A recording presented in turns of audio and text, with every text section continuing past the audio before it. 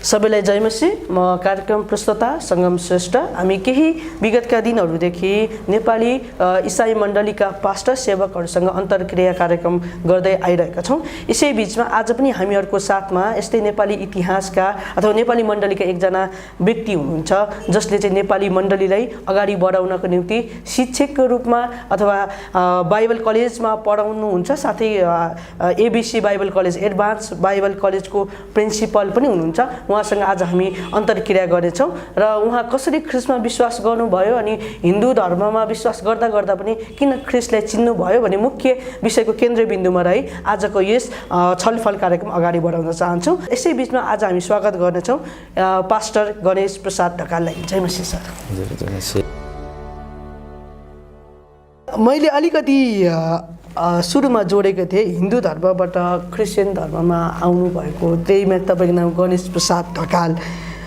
तपाईँ ब्राह्मण कुलमा अथवा वर्णमा भनिन्छ, वर्णमा जन्मेर पनि कसरी र किन ख्रिस्टमा विश्वास गर्नुभयो? पहिला कसरी भन्ने प्रश्नमा जाउँ, त्यसपछि किनमा कसरी ख्रिस्टमा विश्वास गर्नुभयो? हजुर, धेरै धन्यवाद प्रश्नको लागि। विशेष त मेरो परिवार ब्राह्मण परिवारमा म जन्मिएको हुर्किएको र बाल्यकालदेखि नै मेरो हजुरबासँग म रहने बस्ने र उहाँसँग नजिकको सम्बन्ध कायम गर्ने मौका मिल्यो। र मेरो हजुरबा चाहिँ पण्डित र आफ्नो घरको अगाडि वेदीमा बसेर मण्डपमा बसेर विभिन्न धर्म विशेष गरेर हिन्दू धर्मका वेदहरूलाई अध्ययन गर्नुहुन्थ्यो। त्यही सिलसिलामा उहाँले त्यो वेदहरू अध्ययन गर्नको लागि मलाई भन्नुभयो, सल्लाह दिनुभयो। त्यही अन्तर्गत मैले शिक्षा दीक्षा लिने काम पनि भयो। स्कुलको अध्ययन र हजुरबासँगको धार्मिक शिक्षाबाट म हुर्केको कारणले गर्दाखेरि धार्मिक कन्सेप्ट बाल्यकालदेखि ममा बढ्दै आयो। र हजुरबाले सधैँ प्राय पञ्चायन पुजेर उठ्दाखेरि यस जन्ममा चाहिँ पुनर्जन्ममा पनि हुन पाऊँ, यो स्टेटमेन्ट एउटा यो कविता भनौँ, यो हरफलाई चाहिँ उहाँले प्राय दोहोऱ्याइरहने र उहाँले भन्दा भन्दै मैले चाहिँ त्यो कण्ठ पारिसकेको र उहाँसँगको बसाइमा र भलाकुसारीमा यो पुनर्जन्मको कन्सेप्ट चाहिँ मेरो लागि एउटा प्रश्न बन्यो। र उहाँसँग मैले अरू सबै कुराहरू सोधपुछ गर्दै जाँदाखेरि मेन कुरा चाहिँ पुनर्जन्मको कन्सेप्टको एउटा प्रश्न भयो। यो प्रश्नको उत्तर उहाँले दिनुभयो, तर सम्भवतः म बाल्यकालको हिसाबले र मेरो बुझाइको हिसाबले म सेटिस्फाई हुन सकेन। यही प्रश्नको खोजीमा चाहिँ मैले मेरो बाल्यकालको धार्मिक अवस्थालाई डेभलप गर्दै गएँ। त्यस पछाडि आएर मैले स्कुलको अध्ययनको सिलसिलामा 7 क्लासमा त्यतिखेर मोरल साइन्स नैतिक शिक्षाको पढाइ हुन्थ्यो। मेरो नैतिक गुरुले पढाउँदै गर्दाखेरि विशेष गरेर विभिन्न धर्मको बारेमा, प्रमुख 4 धर्म हिन्दू धर्म, बुद्ध धर्म, मुस्लिम धर्म र इसाई धर्मको बारेमा उहाँले पढाउँदै गर्दाखेरि मेरो मनमा अर्को एउटा प्रश्न उठ्यो। पहिलो प्रश्न त यस जन्ममा चाहिँ पुनर्जन्ममा हुन पाऊँ भन्ने थियो, त्यो कसरी हुन पाइन्छ भन्ने कुरा थियो पुनर्जन्मको। दोस्रो प्रश्न चाहिँ कहाँनिर आयो भन्दाखेरि सबै धर्मको पाठमा धर्मको नाम र व्यक्तिको नाम कसले स्थापना गर्यो, फाउन्डरको नाम त्यहाँ, तर इसाई धर्मको व्यक्ति जिजस क्राइस्टको नाउँ चाहिँ त्यहाँ मेन्सन गरेको, तर त्यहाँ चाहिँ फोटो नराखिएको, एउटा प्लस जस्तो आकार। त्यतिखेरको मेरो अन्डरस्ट्यान्डिङमा प्लस जस्तो आकार मात्रै देखेको। र मैले मेरो नैतिक शिक्षा पढाउने टिचरलाई सोधेको प्रश्न चाहिँ यो प्लस जस्तो आकारको अर्थ के हो? अनि उहाँले मलाई दिनुभएको जवाब चाहिँ त बालकै छस्, यो प्लस जस्तो आकारको उत्तर थाहा पाउने बेला भएको छैन भन्नुभयो। यो दोस्रो प्रश्नले मलाई अझै धार्मिकताको खोजी गर्नको निम्ति लालै तुल्यायो। पछिल्लो समयमा मेरो स्कुलको पढाइ सकाएपछि म कलेजको पढाइको लागि धनकुटा हुँदै विराटनगरसम्म आइपुगेँ। विराटनगरमा आउँदाखेरि मैले एकजना साथीसँग एज अ रुम पार्टनरको रूपमा बसेँ। उनी आफै चाहिँ क्रिस्चियन रहेछन्, तर कहिल्यै पनि उनले म आफू क्रिस्चियन भएको कुरा पनि बताएनन्, मलाई सुसमाचार पनि सुनाएनन्। तर बेलुका अबेर आउने, राति 10 बजेभन्दा पछाडितिर, त्यसको कारण मलाई केही पनि थाहा थिएन। र उनी एउटा दोकादे उनीको झोलामा बाइबललाई मखलटले प्याक गरेर राखेर त्यसलाई भरिसके कसैले नदेखोस् भन्ने हेतुले उहाँले बोकेर जाने आउने गर्नुहुन्थ्यो। एउटा समय यस्तो आयो जुन समयमा हुनसक्छ नेपाल बन्द समथिङ केही कारणले गर्दाखेरि हामी दुवैजना कोठैमा थियौँ। र एकजना मेरो आफन्त मान्छे आउनुभयो, दाइ आउनुभयो, नाताले दाइ पर्ने। अनि उहाँले भन्नुभयो, त यो केटासँग बसेको छस्, यो त इसाई भएको कारणले बौलाएको छ, अब यो सँगै त बसिस् भने त पनि बौलाउँछस्। अनि यो प्रश्नले फेरि मलाई अर्को सोचमा बाध्य बनायो कि इसाई हुँदाखेरि मानिस कसरी बौलाउँछ, अनि यो मानिस चाहिँ किन बौलायो, यसको वास्तविक कारण के हो, यो खोजीमा म लागेँ। र ती व्यक्ति चाहिँ जुरुकै उठेर अबदेखि म यो कोठामा आउँदिनँ भाइ भनेर गइहालेँ। यो तेस्रो प्रश्न भयो। अर्को एउटा प्रश्न मेरो जीवनमा उब्जिएको चाहिँ एकपटक तिनै नैतिक शिक्षा पढाउने टिचरको घरमा मैले जाने मौका पाएँ। उहाँले पुरानो भएको कारणले त्यसलाई भत्काएर नयाँ घर बनाउँदै हुनुहुन्थ्यो। अनि त्यो नयाँ घरमा चाहिँ उहाँ आफै बस्नुहुन्थ्यो र उहाँको बस्ने रुम कोठामा हामी खेल्दै जाँदाखेरि केटाकेटीपनमा त्यहाँ वास्तवमा एउटा किताब थियो, ठुलो किताब थियो, जुन किताब चाहिँ त्यस्तो खालको किताब मेरो घरमा थिएन, मेरो हजुरबाको घरमा थिएन। नौलो लाग्यो। यो किताब के हो भनेर मैले पढ्ने प्रयास गर्दाखेरि उहाँले देख्नुभयो, उहाँले गाली गर्नुभयो, त्यो किताब पढ्न दिनु भएन। वास्तवमा त्यो किताब चाहिँ धर्मशास्त्र बाइबल रहेछ। अनि त्यो किताब चाहिँ उहाँले पिलो मुनि, सिरानी मुनि लुकाएर राख्नुभयो। यसरी मेरो जीवनमा विशेष गरेर 4वटा प्रश्नले मलाई एउटा धार्मिकताप्रति लालय तुल्यायो। ती प्रश्नको उत्तर खोज्ने क्रममा नै म थिएँ र पछिल्लो समयमा म कामको सिलसिलामा र मेरो अध्ययनको सिलसिलामा काठमाडौँ आउँदै गर्दाखेरि, काठमाडौँमा रहेर बस्दै गर्दा, पढ्दै गर्दा कुनै एक दिनको कुरा हो, म क्रिस्चियनहरूले दिएको ट्र्याक्स, कुनै दिन काहीँ कलेजमा पढ्दै गर्दा प्रचारकहरूले दिएको ट्र्याक्स हो, तर उनीहरूले मलाई पढ्नको लागि दिएको ट्र्याक्स थियो। त्यो लिएर म बाटोको छेउमा बसेर पढ्दै थिएँ। त्यो दिन चाडको दिन हुनुपर्छ सम्भवतः, र म काममा अफिसमा पनि गएको थिएन। र कुनै एकजना व्यक्तिले मलाई भने कि यो भाइ त क्रिस्चियन रहेछ। अनि मैले भने दाइ म त क्रिस्चियन होइन, म त हिन्दू हो। आज बिहान मात्रै म पशु त्यहाँ गएर दर्शन गरेर आएको मानिस हो। तर मसँग एउटा प्रश्न चाहिँ छ। अनि मैले अघिका ती 3वटा प्रश्नहरूलाई अगाडि राख्दै जाँदाखेरि उनी व्यक्तिले मलाई के भने, तिमी पक्का पनि क्रिस्चियनै हो, किनभने तिमीलाई यति धेरै कुरा थाहा छ, तिमीले क्रिस्चियनको एउटा ट्र्याक्स पढिरहेका छौ, अनि तिमी आफैले चाहिँ तिमी क्रिस्चियन होइन भन्दैछौ। पछि मलाई चाहिँ एउटा प्रश्नको उत्तर नपाउँदैखेरि के लाग्यो भने म त अघि नै क्रिस्चियन भइसकेछु, तर मसँग उत्तर थिएन। त्यस पछाडि मैले भने म क्रिस्चियन भएँ भने मलाई ख्रिस्टको बारेमा त थाहा हुनु पर्यो, मलाई ख्रिस्टको बारेमा केही पनि थाहा छैन। त्यस कारण अब तपाईँले नै मलाई भन्नुभयो कि तिमी क्रिस्चियन रहेछौ भनेर। त्यस कारण अब म त्यसो हो भने क्रिस्चियन हुन चाहन्छु, मलाई क्रिस्चियन हुने उपाय बताइदिनुहोस्। उनी व्यक्ति चाहिँ अन्य जाति व्यक्ति थिए, सम्भवतः राजनेता, कतै कुनै पोलिटिकल पार्टीको नेता हुनुपर्छ। उनले एउटा बाइबल स्कुलको लोकेसन बताइदिए। त्यही लोकेसनको आधारमा म बाइबल स्कुलमा पुगेँ। त्यहाँ जाँदा मलाई एडमिसन दिएनन्। पढ्न आएको भन्दाखेरि म माथि उनीहरूले शङ्का गरे होलान्, उपशङ्का गरे होलान्, सजिलो थिएन। एक रात चाहिँ म बाहिरै बसेँ, अर्थात् साँझसम्म नै म बाहिर बसेँ, दिनभरि जस्तो नै। उनीहरूले गेटको ढोका नै खोलेनन्। त्यस पश्चात एकजना त्यहाँको इन्चार्जले मलाई भित्र जाने अनुमति दिए। भोलिपल्ट बिहान चाहिँ त्यहाँको सम्भवतः सञ्चालक समितिको कुनै व्यक्ति, एकजना मेम्बर हुनुहुन्थ्यो उहाँले मलाई धेरैवटा प्रश्न सोध्नुभयो। भाइ तिमी बाइबल स्कुल पढ्न आएको भन्छौ, तिम्रो पास्टरको नाउँ के हो, तिम्रो बप्तिस्मा कहिले भएको हो, अनि तिमीले कहिले प्रभुलाई पायौ, ग्रहण गर्यौ, यस्ता प्रश्नहरू उहाँले सोध्नुभयो। तर मसँग यी कुनै पनि प्रश्नको जवाब थिएन, किनभने म अन्जानै थिएँ। तर पनि उहाँले मलाई यदि तिमी पढ्न आएको हो र येशू ख्रिस्टको बारेमा सिक्न चाहन्छौ भने तिमीलाई पढ्नको निम्ति हामी स्वागत गर्छौँ भनेर उहाँले क्लासमा मलाई लिएर जानुभयो। उहाँले मलाई एडमिसन दिनुभयो। मैले पढेँ।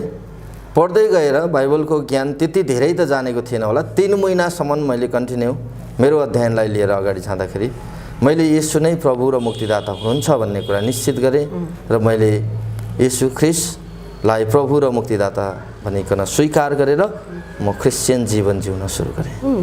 भनेपछि तपाईँले कसैले पनि सुसमाचार सुनाएको पनि होइन, प्रमुख त कसैले भनेको पनि होइन, जस प्रश्नको खोजीमा कसैले भनेको आधारमा जानुभएको मात्रै। हजुर हजुर हजुर मलाई सुसमाचार येशूमा मुक्ति छ, उद्धार छ, अनन्त जीवन छ भनेर कसैले डाइरेक्ट सुसमाचार मलाई सुनाएन।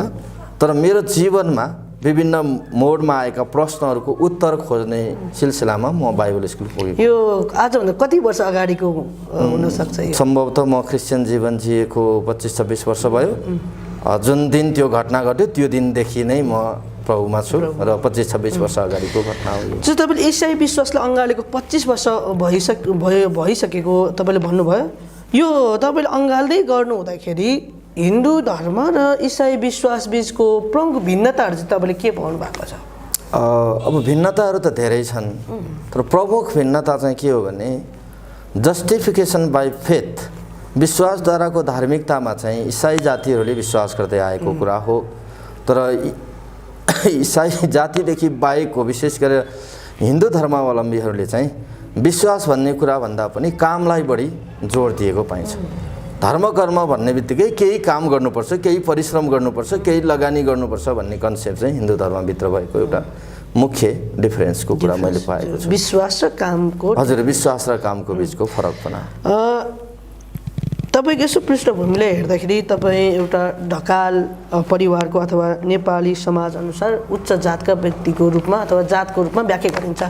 तर यो पनि भनेको सुनिन्छ कि हत्तपत्त उच्च जातको व्यक्तिहरूले विश्वास गर्दैन भन्छ। अनि यसको कारणहरू के हुनसक्छ? हजुर, धन्यवाद प्रश्नको लागि। मेरो आफ्नो बुझाइ चाहिँ यो जातीयताको हिसाबले आफूलाई उच्च र पवित्र मान्नेहरूले जातको रूपमा घमण्ड गरेको मात्रै हो। तर कर्मको हिसाबले चाहिँ जुन प्रकारको उनीहरूको विश्वास छ, उनीहरूको विश्वासलाई हामीले ब्लेम लगाउन, आरोप लगाउन चाहिँ मिल्दैन। तथापि पनि उनीहरूले विश्वास गर्न नसक्नुको कारण चाहिँ ख्रिस्टलाई र क्रिस्चियन जगतलाई जुन प्रकारले मानिसहरूले चिन्ने र चिनाउने प्रयास गरे, त्यो चिन्ने र चिनाउने प्रयासमा नै गलत भएको, मिसअन्डरस्ट्यान्डिङ भएको। यदि ख्रिस्टलाई मानिसले उहाँ यहुदी जातिको एक प्रकारले भन्ने हो भने विश्वले नै मानेको उच्च जाति यहुदी जाति, त्यो कुल घरानाबाट आउनुभएको मानिसमा विश्वास गरेको कुरामा त गर्व गर्नुपर्ने थियो नेपालका उच्च जातिका मानिसहरूले। तर येशूलाई मानिसहरूले चिनाउँदा चाहिँ उच्च जातिको नभएर नीच जातिको, तुच्छ जातिको भनेर एउटा बुझाइ पहिले नै छाप परेको कारणले पनि हुनसक्छ उच्च जातिका मानिसहरूले सम्भवतः ख्रिस्टलाई विश्वास गर्न अलिक गाह्रो मानेको हो कि। मुख्य कुरा चाहिँ आफ्नो जातप्रतिको अहमता भन्न मिल्छ यसलाई? राइट, अहमता नै भन्नुपर्छ होला। मै हुँ, हामी चाहिँ उच्च जातिको मान्छे हो भन्ने एक प्रकारको धारणा हटि नसकेको, अथवा एक प्रकारले भन्नुपर्दा जातीय भेदभाव चाहिँ कायमै रहेको जस्तो देखिन्छ। यो कुरा गर्दै गर्दाखेरि म यही प्रश्नसँगै रहन्छु। जस्तै तपाईँ एडभान्स बाइबल कलेजको प्रिन्सिपल हुनुहुन्छ, अनि हिमालयन म्युचुअल फेलोसिप नेपालको महासचिव, यस्तै क्रिस्चियन मिसन सोसाइटीको उपमहासचिव अथवा पास्टर, यो सँगसँगै पास्टर सेवाकार्य पनि गर्दै हुनुहुन्छ। यी सबै कुरामा गर्दै गर्दाखेरि तपाईँको जीवनमा कुनै क्षण यो जातीयताको कुरा आयो कि आएन? यो ब्राह्मण भएको कारणले यस्तो भयो नि भन्ने कुरा आयो कि आएन? सम्भवतः मानिसहरूको विचार चाहिँ फरक पाइयो होला।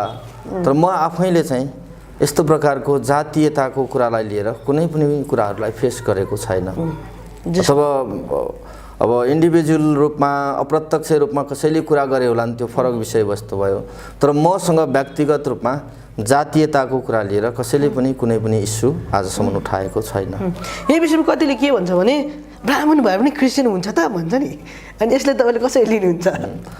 सम्भवतः यो प्रकारको कन्सेप्ट चाहिँ मैले अघि नै भने जस्तै जातीयताको कन्सेप्टबाट माथि उठ्न नसकेका व्यक्तिहरू जसले अझै पनि जातीयताको एक प्रकारको घमण्डीपनाहरूमा छन्, उनीहरूले भन्ने कुरा हो। र अर्को कुरा मैले बुझेको क्रिस्चियन जगतको कुरा चाहिँ के हो भने ख्रिस्टमा भएर पनि जातीयताको कुरा गर्ने व्यक्तिले मात्रै उच्च जात र निच्च जातको कुरा गरिरहेको हो। उनीहरूमा अन्डरस्ट्यान्डिङको कमी हो भन्छु म। यो सँगसँगै तपाईँले बाइबल कलेजहरूमा पनि पढाउनुहुन्छ, विशेष गरी विश्वका धर्महरूसँग पनि धर्म भन्ने विषय पनि पढाउनुहुन्छ। यो पढाउँदै गर्दाखेरि कतिपय व्यक्तिहरूले येशू ख्रिस्टलाई चाहिँ वेदमा देखाउनुहुन्छ, अनि त्रिपिटकमा येशू ख्रिस्टलाई देखाउनुहुन्छ। यो कतिको सत्य हो र यसलाई कसरी बुझ्ने हामी नेपाली क्रिस्चियन विश्वासीहरूले? हजुर, धेरै धन्यवाद। अब यो चाहिँ प्रत्येक व्यक्तिको बुझाइ फरक छ। जुन व्यक्ति जुन ब्याकग्राउन्ड पृष्ठभूमिबाट आयो त्यसैलाई ख्रिस्टमा समानान्तर हिसाबले हेर्ने प्रयास मात्रै गरेको हो। वास्तवमा अरू विभिन्न धर्ममा येशू ख्रिस्टलाई हामीले प्राप्त गर्ने हो र येशूको बारेमा अरू धर्मले बताउँछ भने धर्मशास्त्र बाइबल पढ्नुपर्ने आवश्यकता छैन। यदि बताउँछ भने धर्मशास्त्र बाइबलले मात्रै येशू ख्रिस्टको बारेमा बताएको हो, हाम्रो विश्वास त्यही नै हो। अरू धर्मशास्त्रले बताएको छ भनेर कसैले भन्छ भने त्यो उनीहरूको बुझाइमा गलत भावना हुनसक्छ। तर सिमिलारिटीको हिसाबले हिजो त्यो ब्याकग्राउन्डमा भएको कारणले यदि कुनै व्यक्तिलाई येशू ख्रिस्टसँग तुलना गर्न खोजेको हो भने सम्भवतः त्यो गलत हुनसक्छ। ती विभिन्न धर्महरूमा सम्बोधन गरिएका येशूसँग तुलना गरिएका व्यक्तिहरू चाहिँ केवल व्यक्ति मात्र हुन्, मानिस मात्रै हुन्। तर येशू प्रभु चाहिँ मानिस मात्र होइन, तर उहाँ त जीवित परमेश्वर र परमेश्वरको पुत्र पनि हुनुहुन्छ। जस्तै यो अरू धर्म बिचमा देखाउनेलाई चाहिँ हामीले कसरी लिन सक्छौँ? यो बाइबली मुताबिक छ कि यो व्यक्तिगत कुरा हो? यो नितान्तै व्यक्तिगत कुरा हो, उहाँहरूको व्यक्तिको बुझाइ हो। यो व्यक्तिको बुझाइ। ओके, यो सँगसँगै कतिपय हाम्रो विचार चाहिँ के हुन्छ भने मैले कसैले नराम्रो गरेको छैन, मेरो हृदय शुद्ध छ, म कुनै ईश्वरको उपासना गर्छु, म दान दक्षिणा दिन्छु, अरूलाई सहयोग गर्छु, धर्म कर्म गर्छु, तीर्थयात्रा जान्छु, म निष्कलङ्क र पवित्र जीवन जिउँछु भन्ने व्यक्ति तर उसले येशू ख्रिस्टमा विश्वास गर्दैन भने उसलाई चाहिँ मोक्ष प्राप्तिको सम्भावना कति छ? उनीहरूको धर्मशास्त्रको अध्ययनको आधारमा उनीहरूले एक प्रकारले मोक्षको बाटो लिएको देखिन्छ। त्यहाँ चाहिँ एक प्रकारले अहम ब्रह्मा भन्ने कन्सेप्टबाट उनीहरू अगाडि बढेको देखिन्छ हिन्दूहरूको कुरा गर्ने हो भने। तर वास्तवमै बाटो सत्य र जीवन म हुँ भनेर यो धरतीमा आएर डिक्लियर गर्ने व्यक्तिको रूपमा मात्रै येशू ख्रिस्टलाई हामीले चिन्छौँ, देख्छौँ। यसकारणले येशू ख्रिस्टलाई प्रभु र मुक्तिदाता भनेर स्वीकार नगर्ने व्यक्तिको निम्ति त्यहाँ मोक्षको मार्ग छैन। तर हिन्दू धर्मको कुरा गर्छौँ भने त्यहाँ मोक्ष मार्गका कुरा छन्, ज्ञान मार्गका कुरा छन्, भक्ति मार्गका कुरा छन्। यी सबै मार्गहरू चाहिँ कर्मद्वाराका मार्ग हुन्। तर हामीले गरेको विश्वास चाहिँ केवल विश्वासबाटको मार्ग हो अथवा बाटो हो। यो मुक्तिको कुरा गर्दै गर्नु हुँदाखेरि जस्तै मैले पनि पढे अनुसार यो सही हो या गलत हो, मैले कतै पढे अनुसार चाहिँ विशेष गरी हिन्दू धर्ममा मुक्तिको दुईवटा कन्सेप्ट छ। नम्बर एकमा पुनर्जन्मको कन्सेप्ट अनि अर्को चाहिँ ब्रह्मामा गएर विलिन हुने भन्ने कन्सेप्ट। यो मैले ठिकै सुने हो कि गलत सुने हो त? हिन्दू धर्ममा मुक्तिको सम्बन्धीको अवधारणा कस्तो छ? मेन रूपमा त यही दुईटा नै हो। एउटा ब्रह्मामा लिन हुने कुराहरू, अहम ब्रह्मा भनेको चाहिँ ब्रह्मा जस्तै म पनि ब्रह्मा जस्तै हुन चाहन्छु भनेपछि सबै क्रियाकलापबाट ब्रह्मत्व प्राप्त गर्ने कुरा। त्यही कन्सेप्टको लागि सबै धर्म कर्म दान दक्षिणा यी सबै कुराहरू हिन्दू धर्मका मानिसले ब्रह्मत्व प्राप्त गर्नको लागि हो एउटा। अब यही जीवनमा ब्रह्मत्व प्राप्त गरिन्छ भने पुनर्जन्मको आवश्यकता छैन। तर फेरि उहाँहरूले नै के भन्नुहुन्छ भने यता ब्रह्मत्व प्राप्त गर्ने कुरा पनि गर्नुहुन्छ, सँगसँगै फेरि पुनर्जन्मको पनि कुरा गर्नुहुन्छ भने त उहाँहरूको विश्वासमा डाउट भयो। यस जन्ममा ब्रह्मत्व प्राप्त गर्दाखेरि मोक्ष प्राप्ति हुन्छ, ब्रह्मासँगै लीन हुन्छ भनेपछि एक प्रकारले उहाँहरूले मानेको ईश्वरलाई नै उहाँहरूले भेटाइसकेपछि अरू कुनै कुराको आवश्यकता परेन। तर फेरि पुनर्जन्मको कुरा गर्दा चाहिँ 84 लाख जुनीको कुराहरू आउँछ।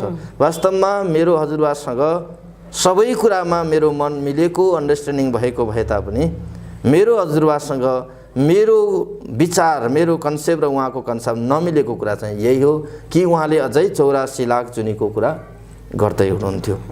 त्यसकारण उहाँहरूको डक्ट्रिनल कन्सेप्ट आफैमा चाहिँ दुई चरित्र अथवा दुईटा कन्सेप्ट मैले देख्छु। उहाँहरूको बुझाइ फरक हुनसक्छ तर मैले नबुझेको कुरा चाहिँ दुईटा कन्सेप्ट उहाँहरूको बिचमा छ। जस्तै यो मैले अलि स्पष्ट नभएको कुरा चाहिँ यो कुनै पनि व्यक्ति मैले जस्तो ब्रह्मामा विलिन पुनः अवस्थामा हुन्छु अथवा मैले पुनर्जन्म चाहिँ मैले के गरिनँ भने पाउँछु भन्ने छ। अब यस जन्ममा असल काम गर्यो भने चाहिँ अर्को जन्ममा पनि मानिसै हुन पाऊँ भन्ने कन्सेप्टले चाहिँ यस जन्ममा चाहिँ पुनर्जन्ममा हुन पाऊँ भन्ने एउटा श्लोकको एउटा हरफ छ त्यहाँ। त्यही कुरा मेरो हजुरबाले भन्ने गर्नुहुन्थ्यो। अब ब्रह्मामा लीन हुने कुरामा चाहिँ ब्रह्मत्व प्राप्त गर्ने कुरा चाहिँ के छ त उहाँहरूको बुझाइ र उहाँहरूको बुझाइलाई मैले बुझेको चाहिँ असल काम गर्ने, खराब नगर्ने, हिन्दू धर्मको वेदान्तहरूले बताएका सम्पूर्ण कुरालाई अक्षरंश पालना गरियो भने ब्रह्मत्व प्राप्त गर्न सकिन्छ भन्ने कन्सेप्ट। भनेपछि हिन्दू धर्मभित्र भएको नियमहरू सबै पालना गर्नु पर्यो। तर सबैले सबै नियम पालना गरेको चाहिँ देखिँदैन। इभन इसाई धर्ममा पनि ती कमी कमजोरी त पक्कै होलान्, हरेक धर्ममा कमी कमजोरी होलान्। त्यो कमी कमजोरी औँल्याउँदै जाँदाखेरि थुप्रै कमी कमजोरी देखेलान्। तर मेन कुरा चाहिँ के छ त भन्दाखेरि हिन्दूहरूले उनीहरूको धर्मशास्त्रले जे कुरा भनिरहेको छ सो कुरालाई सबै हिन्दूहरूले पूर्ण रूपमा पालना गरेको चाहिँ पाइँदैन। जसरी अहिले तपाईँले अब क्रिस्चियन विश्वासमा आएर क्रिस्चियन पक्षमा लिएर कुरा गर्दै हुनुहुन्छ, यदि तपाईँ क्रिस्चियन नहुनु भएको भए तपाईँ ख्रिस्ट विरोधी हुने सम्भावना कतिको थियो? त्यो सम्भावना चाहिँ मैले त्यति धेरै देख्थिनँ, किनभने मेरो हजुरबा आफै पनि समाजसेवी हुनुहुन्थ्यो। पञ्चायत कालमा एउटा प्रधान पञ्चको जिम्मेवारी वहन गर्नुभएको व्यक्ति हुनुहुन्थ्यो। उहाँको कार्यकाल पछाडि मेरो पिताजी उहाँ आफैले पनि वडा अध्यक्षको रूपमा काम गर्नुभयो। समाजसेवामा अरू थुप्रै क्षेत्रमा काम गर्नुभयो। गाविसदेखि जिल्ला हुँदै काठमाडौँसम्म आएर थुप्रै कामहरू उहाँहरूले गर्नुपर्थ्यो। त्यो हिसाबले गर्दाखेरि समाजसेवाको एउटा कन्सेप्ट हिजो पनि ममा थियो र गाउँमा कतिवटा क्रियाकलापको लागि मैले एउटा रिभाइभलको रूपमा काम गर्ने मौका पनि पाएँ। र आज पनि त्यो समाजसेवाको कन्सेप्ट चाहिँ हेरिडेटिकल वेबाट हजुरबाबाट बुवामा सर्दै आएको र ममा पनि त्यो प्रकारको कन्सेप्ट भएको कारणले सम्भवतः म यदि क्रिस्चियन भएको थिइनँ भने पनि समाजसेवामा कतै कुनै समाजमा नै म हुन्थेँ, म विरोधको पक्षमा चाहिँ पक्कै पनि हुने थिइनँ। र अहिले पनि म कुनै धर्मप्रति विरोधी छैन। हरेकले आफ्नो धर्म आस्था विश्वासमा अगाडि बढ्न पाउनुपर्छ। राज्यले दिएको यो स्वतन्त्रता पनि हो, करकापको कुरा चाहिँ छैन। जस्तै तपाईँको जुन यो असल विचार छ, यही विचार चाहिँ कतिपय व्यक्तिहरू यो विचारमा अडिँदैन। जस्तै केही समय अगाडि कतिपय व्यक्तिहरूले बाइबल जलाएको भिडियोहरू हामीले देखेका थियौँ। यो गर्दाखेरि तपाईँ सनातन हिन्दू धर्म भएको देशमा तपाईँले क्रिस्चियन धर्म अँगालेकोमा तपाईँलाई जीवनमा कहिले पनि कुनै क्षण हिन्नताबोध भयो, मैले त्यस्तै अँगालेछु भनेर कुनै क्षणमा? मलाई त्यस्तो कुनै पनि क्षण मैले अनुभव गरेकै छैन। म आफू क्रिस्चियन भएकोमा चाहिँ म गौरवान्वित छु, किनभने म आफू इसाई हुँदाखेरि गाउँलेहरूले गाउँमा पस्न नदिने, घरका मानिसले घरमा पस्न नदिने, पानी पनि छुन नदिने, यी परिस्थिति चाहिँ हिजोका दिनमा भएकै हुन्। ती सबै कुराको मैले सामना गरेको पनि हो।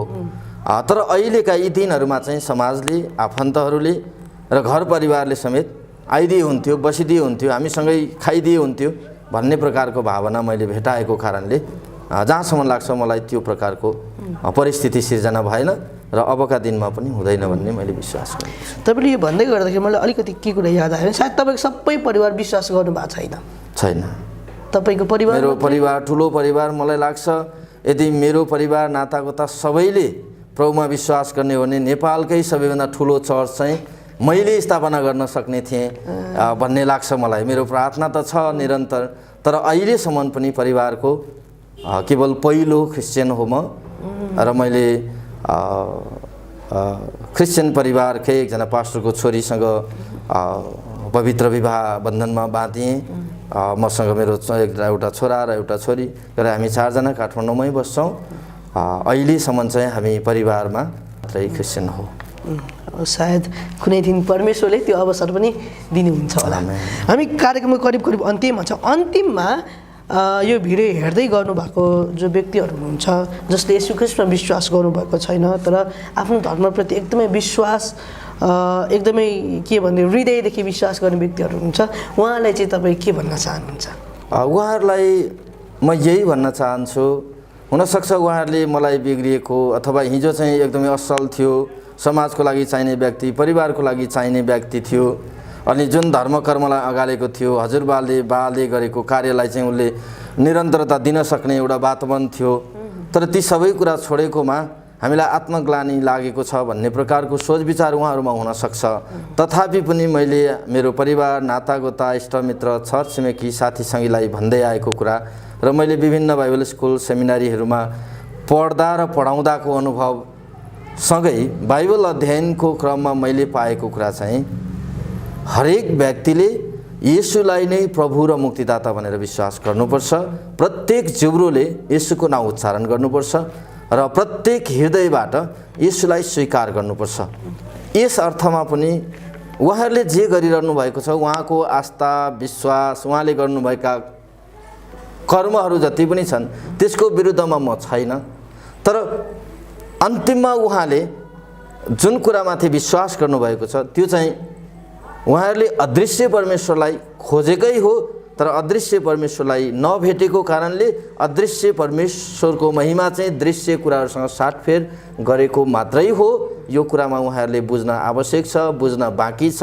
एक दिन उहाँहरूले बुझ्नुहुनेछ र मैले अगालेको अदृश्य एकमात्र सर्वशक्तिमान परमेश्वरलाई उहाँहरूले ख्रीष्ट येशूको नाउँमा विश्वास गर्नुहुनेछ। त्यो नै मुक्तिको मार्ग हुनेछ भन्ने मेरो बुझाइ हो। हुन्छ, तपाईँको अमूल्य समय हामीलाई दिनुभयो, धेरै धन्यवाद।